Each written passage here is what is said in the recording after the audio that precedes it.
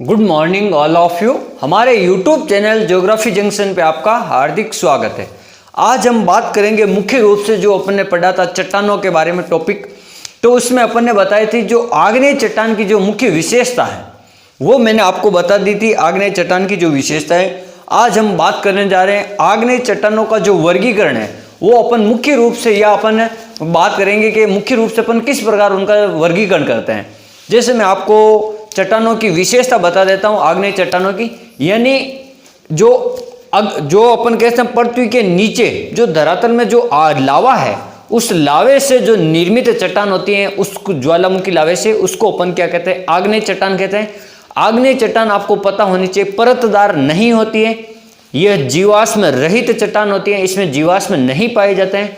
इस चट्टान में आपको पता होना चाहिए धात्विक खनिजों की प्रधानता होती है, सोना चांदी लोहा ये तांबा वगैरह है। और जो ये आग्नेय चट्टान होती है ये बड़ी ठोस चट्टान होती है और इसको अपन आधारभूत चट्टान कहते हैं, क्योंकि सबसे पहले जो जिस चट्टानों का निर्माण होता है वो आपकी है आग्नेय चट्टान। यह एक लैटिन भाषा के शब्द इग्निस से बना है जिसका अर्थ होता है आग। आग्नेय शब्द का अर्थ क्या होता है? आग। जैसे अपन बात करते हैं जो आग्नेय चट्टान होती है यह एक जो ज्वालामुखी लावा होता है उसके रवों से बनती है। अगर ज्वालामुखी लावा अगर लावा धीरे धीरे अगर ठंडा होगा तो जो लावे का आकार है वो बड़ा होगा और जल्दी जल्दी ठंडा होगा तो उस रवे का आकार क्या होगा? आपके छोटा होगा। तो इस प्रकार से अपन ने पढ़ा मुख्य रूप से विशेषताएं। अब अपन बात करते हैं कि आग्नेय चट्टानों का जो वर्गीकरण उसको अपन किस प्रकार से बांट सकते हैं। तो जो किताब में आपके 2-3 प्रकार दिए हुए हैं, तो जो सबसे महत्वपूर्ण प्रकार है उसके बारे में अपन बात करेंगे कि आग्नेय चट्टान का जो वर्गीकरण है वो इस प्रकार से, उसको अपन उत्पत्ति के आधार पर या चट्टान की उपस्थिति के आधार पर अपन मुख्य रूप से बांटते हैं 2 प्रकार से। यानी अपन कह सकते हैं कि आग्नेय चट्टान को उत्पत्ति के आधार पर 2 भागों में बांटते हैं। जैसे मैंने यहां बताया आग्नेय चट्टान को उत्पत्ति के आधार पर 2 भागों में बांटा। कितने भागों में? 2 भागों में। एक मैंने बोला आंतरिक चट्टान होती है और एक होता है जो बाह्य चट्टान। यानी एक तो ऐसी चट्टान जो धरातल के नीचे है जिसको अपन नहीं देख सकते हैं, वो वाली चट्टान जिसको आंतरिक आग्नेय चट्टान कहते हैं।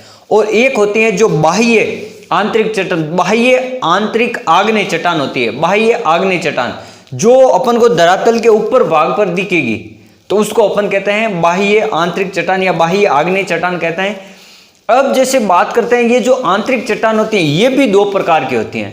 एक तो पातालीय चट्टान होती है जो अधिक गहराई में होती है, यानी जो सबसे गहराई में होती है उसको अपन पातालीय चट्टान कहते हैं। और एक होती है मध्यवर्ती आग्नेय चट्टान, मध्यवर्ती आंतरिक आग्नेय चट्टान। तो वो जो मध्यवर्ती होती है यानी वो धरातल के जस्ट नीचे वाले भाग में होती है जिसको अपन मध्यवर्ती आंतरिक आग्नेय चट्टान कहते हैं। उनके उदाहरण मैं आपको बताऊंगा कौन कौन सी है। फिर अपन बात करते हैं दूसरी बाह्य चट्टान। जो बाह्य आंतरिक चट्टान होती है इनको अपन जो विस्फोट होता है ना ज्वालामुखी लावे का, उस विस्फोट के आधार पर अपन इनको 2 भागों में बांटते हैं। एक तो जो शांत विस्फोट होता है, धीरे धीरे विस्फोट होता है उसके आधार पर, और दूसरा एक होता है जबरदस्त विस्फोट होता है, तेज विस्फोट होता है तो उसके दूसरे प्रकार उसके आधार पर, यानी तेज विस्फोट के आधार पर और एक होता है शांत विस्फोट के आधार पर। तो अपन बात करेंगे कि इनकी जो विशेषता है और फिर अपन इनको एक एक को पढ़ते हैं। तो अपन पढ़ते हैं सबसे पहले आंतरिक चट्टान और बाह्य चट्टान, 2 भागों में बांटा। फिर अपन पढ़ते हैं आंतरिक चट्टान को 2 भागों में, एक पातालवर्ती पातालीय आंतरिक आग्नेय चट्टान और एक होती है मध्यवर्ती आंतरिक आग्नेय चट्टान। तो अपन सबसे पहले बात करते हैं पातालीय आंतरिक चट्टान, इसकी विशेषता। यानी ये पातालीय आंतरिक आग्नेय चट्टान, इनका निर्माण अत्यधिक गहराई में होता है, यानी बहुत ज्यादा गहराई में होता है। सबसे ज्यादा गहराई में कौन सी चट्टानें पाई जाएगी? पातालीय आंतरिक आग्नेय चट्टान। जहां तापमान क्या होता है? हमेशा उच्च होता है। जहां का तापमान बहुत ही, जैसे जैसे अपन गहराई में जाएंगे पृथ्वी की धरातल के तो तापमान भी बढ़ेगा, घनत्व भी बढ़ेगा और दबाव भी बढ़ेगा, ये आपको ध्यान रखना। तो यहां पर तापमान क्या होगा? उच्च होगा। जैसे अपन बात करते हैं पातालीय चट्टान का अगर उदाहरण पूछा जाए तो ग्रेनाइट चट्टान होती है ना, उसको अपन एक पातालीय चट्टान की श्रेणी में रखते हैं। फिर अपन बात करते हैं मध्यवर्ती जो चट्टान होती है, मध्यवर्ती आग्नेय चट्टान। जैसे अपन बात करते हैं मध्यवर्ती, जब मेग्मा ऊपर की ओर गमन करता है, पृथ्वी के धरातल पर आने की कोशिश करता है तो जो पृथ्वी का जो कठोर भाग होता है वो उसको वहीं पर अवरोध के रूप में उसको नीचे ही रख देता है। यानी जो पृथ्वी का जो कठोर भाग होता है वो टूटता नहीं है, तो वहां अवरोध आ जाता है, लावे को बाहर आने के लिए अब मार्ग अवरुद्ध हो जाता है, तो वो नीचे ही पृथ्वी के धरातल के नीचे ही जम जाता है और वो जमता है, विभिन्न आकृतियां बन जाती है, अलग अलग तरह की आकृतियों में वो जम जाता है। जैसे अपन बात करते हैं, इससे नीचे जमने के कारण निम्न प्रकार की आकृतियां वो ग्रहण कर लेता है या निम्न आकृतियों का निर्माण करता है। जैसे बात करते हैं बेथोलिथ, यानी जो सबसे पहली आकृति है आंतरिक चट्टान की मध्यवर्ती की, वो है बेथोलिथ। यह भू सतह के नीचे गुम्बद नुमा खड़े ढाल वाला एक आकृति बन जाती है। गुम्बद नुमा और भू सतह के सबसे नीचे अगर आपको पूछी जाए कौन सी स्थलाकृति बनेगी मध्यवर्ती भाग की, तो आपको बताना बेथोलिथ। बेथोलिथ यानी बड़ा गुम्बद बनाएगी और इसके जो ढाल होंगे वो खड़े होंगे। जैसे मैंने यहाँ पर एक चित्र के माध्यम से आपको समझाने का प्रयास किया। जैसे देखो, ये जो आपकी बेथोलिक प्रकार की है ये चट्टान, ठीक है, तो इसके जो ढाल होते हैं एकदम ऐसे सपाट होते हैं, एकदम इस प्रकार से ढाल होते हैं एकदम। जो ये है सबसे नीचे बनने वाली गुम्बदानुमा आकृति होती है, जिसको अपन क्या कहते हैं, बेथोलित प्रकार कहते हैं। चट्टानों का मध्यवर्ती चट्टान का आग्नेय चट्टान का बेथोलित प्रकार होता है, जो सबसे ज्यादा गहराई में लावे से निर्मित गुम्बदनुमा स्थलाकृति होती है उसको। भारत में अगर बेथोलित चट्टान का उदाहरण पूछा जाए तो जो रांची का पठार है झारखंड में, तो वो रांची का पठार बेथोलित का उदाहरण है, ये आपको ध्यान रखना है। फिर अपन बात करते हैं लेकोलित। ये लेकोलित धरातलीय सतह के नीचे परतदार चट्टानों के बीच उत्तल ढाल तथा छोटा रूप होता है। जो ये बेथोलित होता है ना, इससे थोड़ा छोटा रूप होगा, लेकिन ये धरातल के थोड़ा सा ऊपर होगा, धरातल के समीप वाले भाग में। बेथोलित ज्यादा गहराई में होता है, ये कम गहराई में होता है, यानी पृथ्वी सतह के थोड़ा पास में। तो अपन और इसका ढाल उत्तल होगा, यानी ढाल उत्तल का मतलब धीरे धीरे ढाल, अवतल का मतलब तेज ढाल होता है, उत्तल का मतलब धीरे धीरे ढाल होगा लेकोलित। और ये जो होता है बेथोलित का छोटा रूप होता है, जैसे अपन ने पढ़ा लेकोलित ये वाला। जैसे देखो इसका ढाल अब धीरे धीरे, ये लेकोलित का ढाल क्या धीरे धीरे गुम्बदनुमा स्थला करती है, ये पृथ्वी के पास में बनती है। और बेथोलित है जो पृथ्वी के सबसे गहराई भाग में बनती है, ये आंतरिक चट्टानों के मध्यवर्ती भाग की बात की जाए तो इस प्रकार इसको अपन कहते हैं लेकोलित प्रकार की चट्टान। गुम्बदनुमा होगी, बेथोलित से छोटी होगी, और जो इसके ढाल होते हैं, जो किनारे होते हैं वो कम होते हैं, ढाल कम होता है, उत्तल ढाल होता है। फिर अपन बात करते हैं लेपोलित। लेपोलित ये किस प्रकार का होता है, जब मेग्मा का जमाव धरातल के नीचे, जब मेग्मा इस प्रकार से जम जाएगा धरातल के नीचे की, जो नीचे का जो बेसिन नुमा रूप होता है, या वो अवतल या प्लेट के जैसा दिखेगा। अपन जो प्लेट होती है ना, चाय वाली प्लेट, उसके जैसा दिखेगा लेपोलित। यानी बीच में से थोड़ा अवतल होगा, यानी थोड़ा सा गहराई वाला भाग होगा, निम्न भाग होगा बीच का, और किनारे थोड़े ऊपर उठे हुए होंगे। जैसे अपन बात करते हैं लेपोलित, जैसे देखो ये यहाँ पर थोड़ी इसके अंदर गहराई है, और ये दोनों किनारे थोड़े ऊपर उठे हुए हैं, ये आपको थोड़ा दिख रहा होगा लेपोलित। ये भी एक गुम्बदानुमा है, लेकिन बीच का थोड़ा भाग है जो अवतल आकृति का है, यहाँ पर जो ढाल होगा वो अवतल होगा, थोड़ा गहराई नुमा होगा। ये भी एक गुम्बदाकार रूप है, लेकिन थोड़ा ढाल है इसका बीच का, वो मध्य में जो निम्न भाग है, नीचे धसा हुआ भाग है, यानी अवतल ढाल है ये वाला। प्लेट नुमा आपको दिख रहा होगा, प्लेट की जैसे आकृति, तो इसको कहते हैं लेपोलित। ये धरातल के नीचे बनने वाली स्थल आकृति। फिर अपन बात करते हैं फेंकोलित। ये फेंकोलित किस प्रकार की होती है, जब लावे का जो जमाव है वो इस प्रकार से हो जाता है लहर नुमा, यानी लावा पृथ्वी के धरातल से नीचे से आएगा, इस प्रकार लहर नुमा ऐसे जम जाएगा, तो इसको क्या कहता है, फेंकोलित प्रकार कहते हैं। क्या कहता है, फेंकोलित। जब लावे का जमाव अगर लहर नुमा हो जाता है, देखो भू सतह के नीचे जब लावा का जमाव लहर नुमा हो जाता है, लहर नुमा, तो कई प्रकार की अपनतियां या अभिनतियां बनती है, जो मैंने आपको पिछले टॉपिक में बताया था, वलन और भ्रंशन में अपनतियां और अभिनतियां। वलन के प्रकार में जो किसी भी भाग, जैसे कोई भी भाग है, ये इस प्रकार से लहर है, तो जो नीचे दशा वजह ए भाग यहाँ पर है, और बी भाग में यहाँ बता देता हूँ, जो ये भाग, इस ए भाग को अपन कहते हैं अपनति, और बी भाग को अपन क्या कहते हैं, अभिनति। अभिनति का मतलब नीचे धंसा हुआ भाग, अभिनति का मतलब नीचे धंसा हुआ भाग होता है, और अपनति का मतलब ऊपर उठा हुआ भाग होता है, तो ये ध्यान रखना। तो देखो ये जो लहर नुमा है, ये आकृति, ये लहर नुमा, इसको तो इसमें देखो कहीं आपको ऊपर उठे हुए भाग, कहीं नीचे धसे हुए भाग लग रहे हैं। तो इसमें कहीं प्रकार की अपनतियां और कहीं प्रकार की अभिनतियां बनी होती हैं। और लहरनुमा जब लावे का जमाव हो जाता है तो उसे अपन फेंकोलित कहते हैं। जैसे अपन कोई प्लेट को ऐसे फेंकते हैं तो वो लहराती हुई जाती है। तो आपको इससे याद रह सकता है लहरनुमा यानी प्लेट नुमा। तो ये आपको ध्यान रखना, लहराती हुई जाएगी कोई प्लेट तो ये हो जाएगा आपकी फेंकोलित। और लेपोलित है वो प्लेट नुमा आकृति होगी उत्तल ढाल वाली, अवतल ढाल वाली। और लेकोलित होता वो उत्तल ढाल वाला और पृथ्वी की सतह के पास में होगा। और बेतोलित होगा पृथ्वी के सबसे गहरे भाग में बड़ा गुम्बद होगा। फिर अपन कुछ इसमें मैंने नाम नहीं लिखे जैसे इस्थलाकृतियों के, तो मैं आपको बता देता हूं।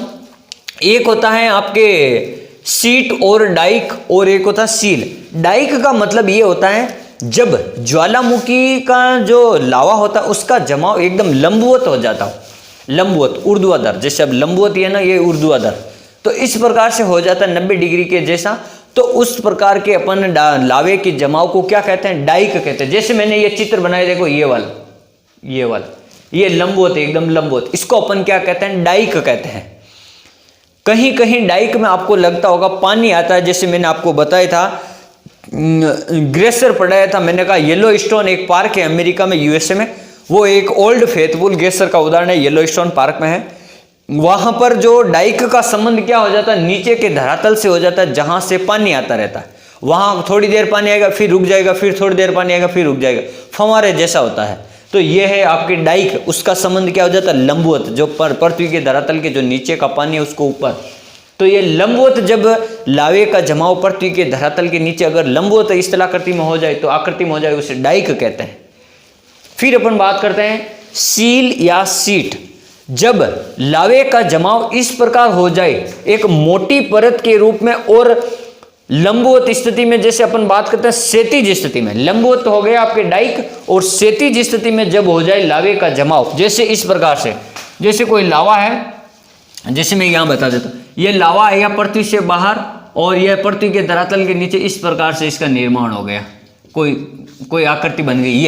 ये देखो, ये मोटी परत होगी अगर, और अगर क्षैतिज रूप में लावे का जमाव होगा तो उसे अपन क्या कहते हैं? सील कहते हैं। क्या कहते हैं? सील। ये ध्यान रखना, सीट और सील में। तो जो बड़ी परत होती है ना, मोटी, जो मोटाई में बड़ी होगी, उस लावे की परत को अपन क्या कहते हैं? सीट कहते हैं। क्या कहते हैं? सील। जो सील होती है वो मोटी परत होती है, और सील का जो छोटा रूप होता है, क्षैतिज ही उसका जो लावे का जमाव होता है, लेकिन पतला रूप होता है, जो लावे की मोटाई पतली होगी, उसको अपन कहते हैं सीट कहते हैं। क्या कहते हैं? सीट। ट है जो आपके, सीट है जो पतला है, और जो आपकी सील होती है उसकी मोटाई अधिक होती है, लेकिन क्षैतिज रूप से लावा जम जाता है। एक होता है स्टॉक। स्टॉक का मतलब होता है जो इस प्रकार की स्थलाकृति होगी और जो छोटे गुंबदनुमा होगी, उसको कहते हैं, जो बेतोलित का छोटा रूप होता है उसको ही अपन क्या कहते हैं? स्टॉक कहते हैं, बेतोलित के छोटे रूप को। तो इस प्रकार हमने पढ़ा कि इन स्थलाकृतियों के बारे में। ठीक है, फिर मैं एक बार वापस आपको बताता हूं, पहले एक बार ये नीचे वाला देखते हैं। अब अपन पढ़ रहे हैं आग्नेय चट्टानों का बाह्य रूप, यानी जो आग्नेय चट्टानें बाह्य रूप में दो प्रकार की होती हैं। एक होती है विस्फोट के उद्गार के साथ में, यानी ज्यादा जब विस्फोट होगा, और एक होती है शांत उद्गार, जब धीरे धीरे उद्गार होगा ज्वालामुखी लावा का।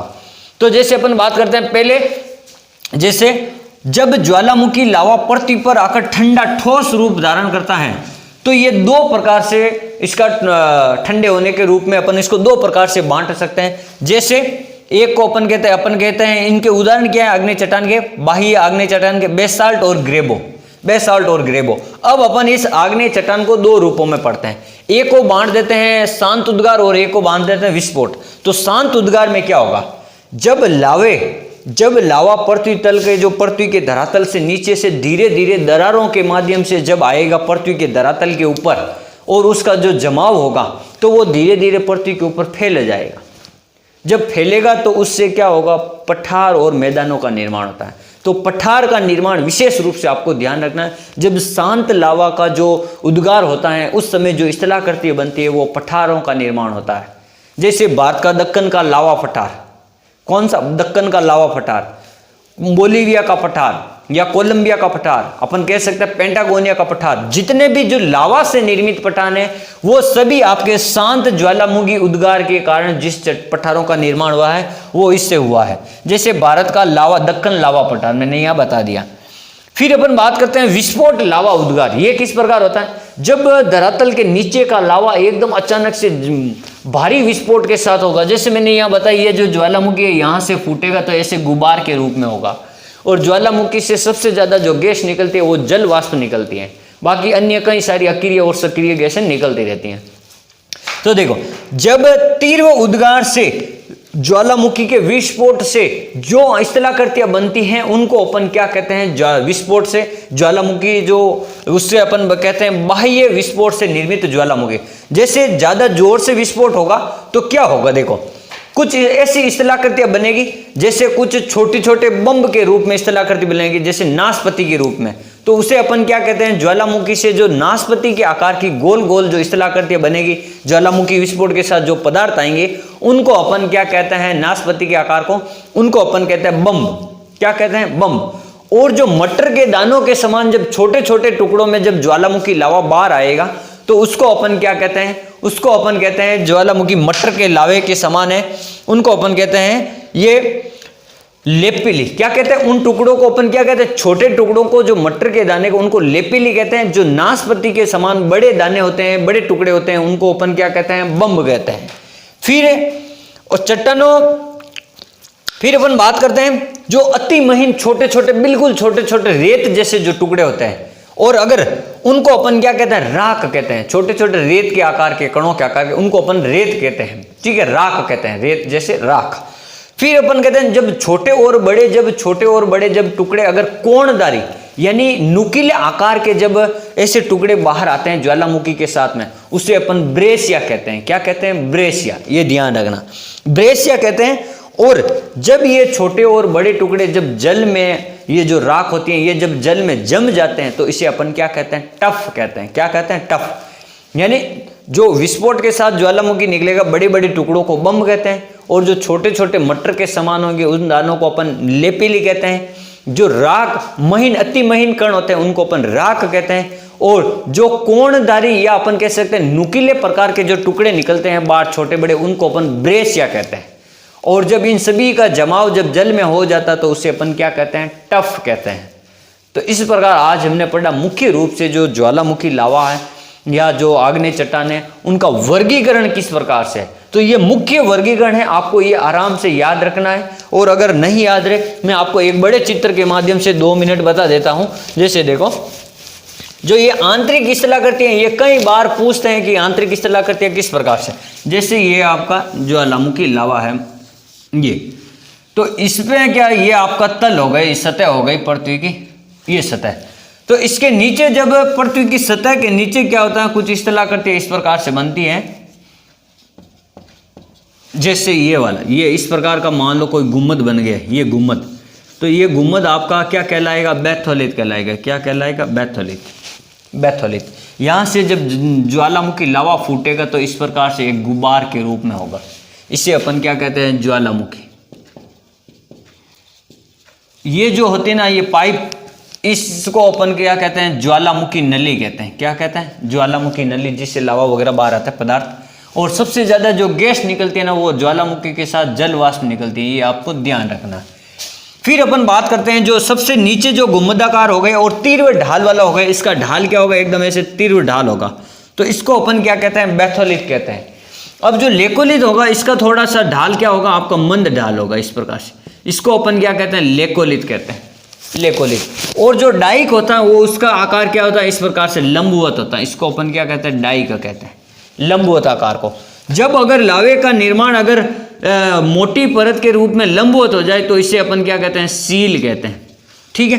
अगर लावे का निर्माण अगर पतली परत के रूप में अगर क्षैतिज हो जाए, दोनों क्षैतिज हैं, तो इसको अपन जो क्षैतिज हो जाए पतली परत को अपन क्या कहते हैं? सीट कहते हैं। ये आपको ध्यान रखना। फिर एक आता है लहरनुमा। ये जो अगर लावे का निर्माण अगर इस प्रकार से हो जाए, क्षैतिज हो जाए और लहरनुमा हो जाए, तो इसको अपन कहते हैं फेकोलिथ। फेकोलिथ। ये आपको ध्यान रखना, कुछ इस तरह करती है इस प्रकार से। और जो एक होती है स्टॉक बनती है, ये जो बैथोलिथ लावे का जो छोटा रूप होता है उसको अपन क्या कहते हैं, स्टॉक कहते हैं। जब एक लावे का निर्माण जब एक प्लेट के नुमा इस प्रकार से हो जाए और गुम्बद है और ये प्लेट नुमा, या अपन कह सकते हैं प्लेट या अवतल, बीच वाला जो ढाल होगा अवतल, तो उस प्रकार की जो इस्तेलाह करती है उसको अपन क्या कहते हैं, लेकोलिथ कहते हैं। क्या कहते हैं, लेकोलिथ। लेकोलिथ में आपको ये ध्यान रखना है कि लेपोलिथ में जो प्लेट वाला होगा ये तो होगा आपके लेपोलिथ, लेपोलिथ, और जो ये वाला होगा उत्तल डाल, जब उत्तल डाल होगा तो ये ध्यान रखना है, ये होता है आपके लेकोलिथ, लेकोलिथ। ये आपको थोड़ा सा विशेष ध्यान रखना है, क्योंकि जो बेसी नुमा अवतल ढाल होता है उसको अपन लेपोलिथ कहते हैं, अवतल ढाल या प्लेट नुमा, और जो उत्तल ढाल होता है उसको अपन लेकोलिथ कहते हैं। तो इस प्रकार आज हमने मुख्य रूप से जो आग्नेय चट्टान का वर्गीकरण किया था उनके प्रकार, और ये सबसे महत्वपूर्ण वर्गीकरण है, ये आपको थोड़ा ध्यान रखना है। Thank you.